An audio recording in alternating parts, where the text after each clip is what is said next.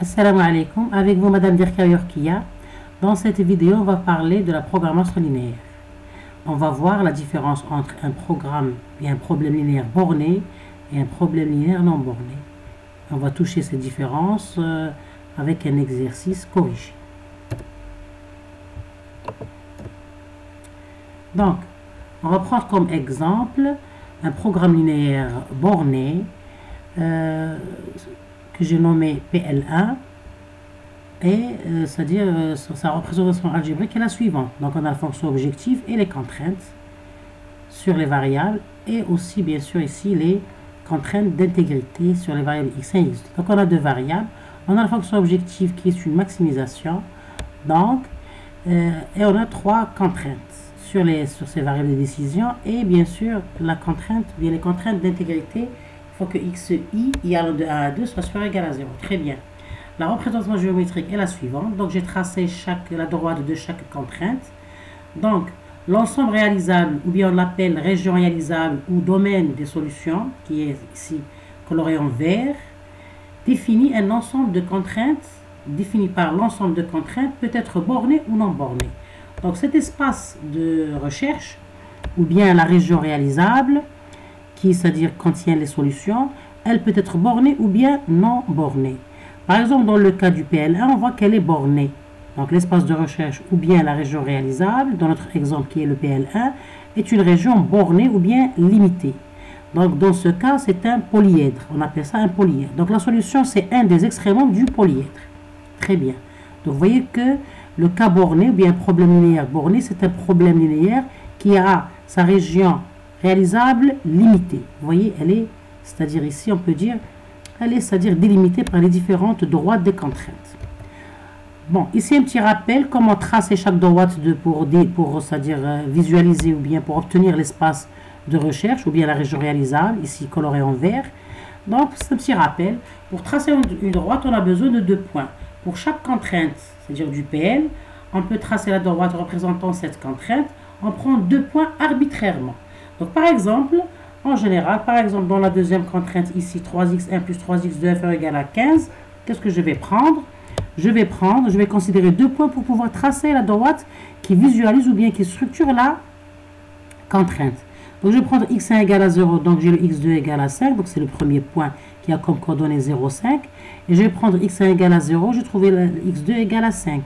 Donc, pour x1 égale à 0, non, ici il y a une erreur. Pour x2 égale à 0, erreur de frappe, x1 égale, donc pour x2 égale à 0, x1 même chose égale à 5. Très bien. Donc, vous voyez que mes 2 points sont ici, c'est-à-dire le 0,5, le 0,5 et le 5, 0.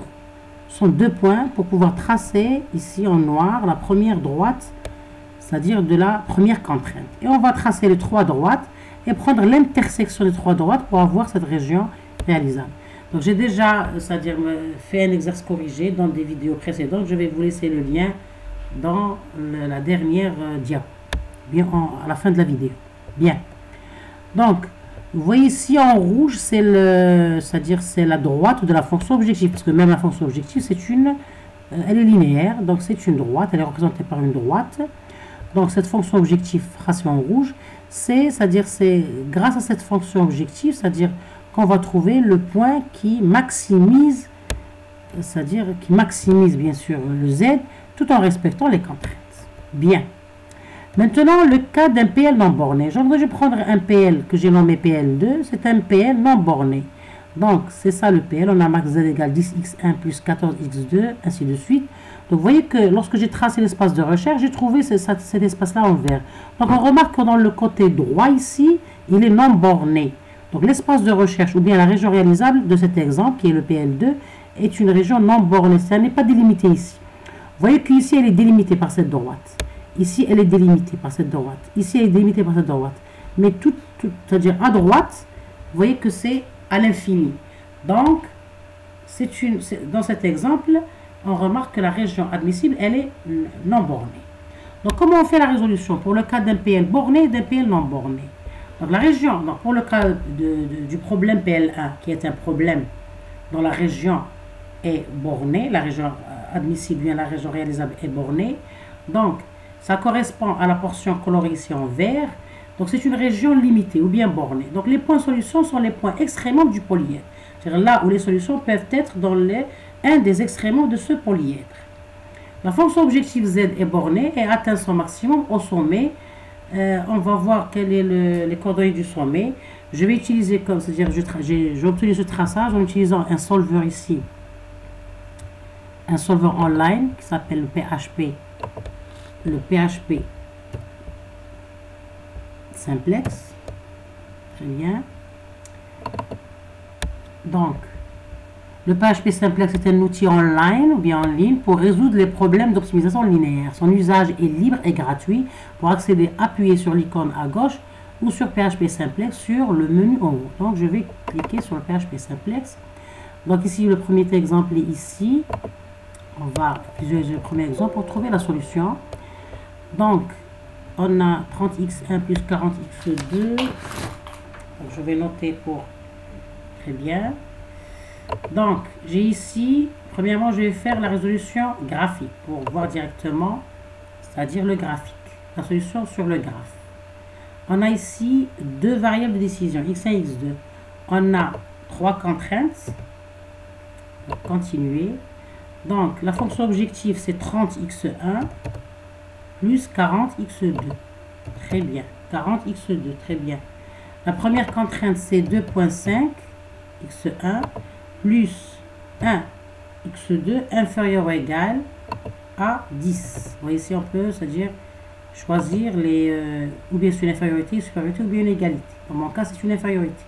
La deuxième contrainte, c'est 3x1 plus 3x2 inférieur ou égal à 15. La troisième contrainte, c'est 1x1 plus 2x2 inférieur ou égal à 8. Très bien. Donc, continuer. Donc, vous voyez qu'il m'a fait la résolution ici graphique. Donc, j'ai ma résolution graphique. Donc, c'est-à-dire il a obtenu le même traçage que tout à l'heure. Vous voyez, c'est le même traçage. Maintenant, la solution, c'est quoi? Vous voyez la solution graphique. Et nous, dans le point ici. Donc, en vert, les points dont on trouve la solution. En rouge, les points qui ne satisfont pas les contraintes. Donc, ici, on cherche une maximisation. Donc, automatiquement, la solution, c'est la valeur de Z, la valeur supérieure de Z.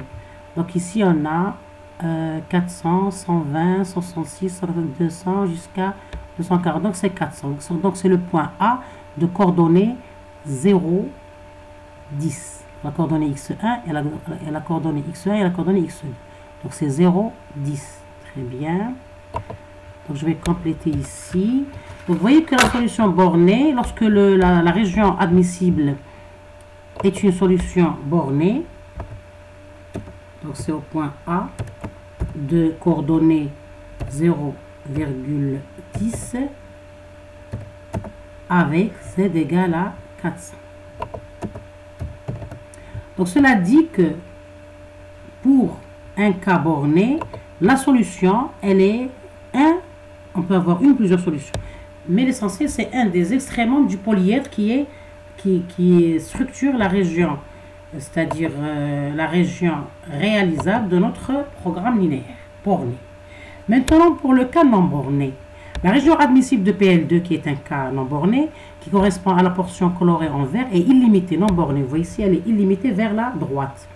Donc, de plus, il est immédiat visuellement, c'est-à-dire on peut voir immédiatement que la fonction objective Z peut prendre des valeurs aussi grandes que l'on veut, car c'est un cas de maximisation. Donc, pour le cas de maximisation, la fonction objective, elle va prendre beaucoup, c'est-à-dire des valeurs plus grandes, différentes, parce que c'est illimité, c'est non continu. Donc, la région admissible de PL2 est illimitée vers la droite. Vous voyez, vers la droite. Par contre, la fonction objective Z est bornée et atteint son minimum au sommet B égale 12, 0, en cas de coordonnées 12, 0, en cas de minimisation avec Z égale à 120. Donc ici, vous voyez que dans le cas non borné, on ne peut pas dire que le problème linéaire, il n'a pas de solution. Il peut avoir des solutions comme il peut ne pas en avoir. Comment? Donc, c'est-à-dire, on va interpréter ainsi. Pour qu'un modèle linéaire soit non borné, il ne suffit pas que sa région admissible soit non bornée. Il faut également vérifier que la fonction objective prend des valeurs aussi grandes que l'on veut, en cas de maximisation. Notez que cette situation pathologique du modèle borné dans la région admissible et illimitée peut survenir même dans le cas de maximisation, par exemple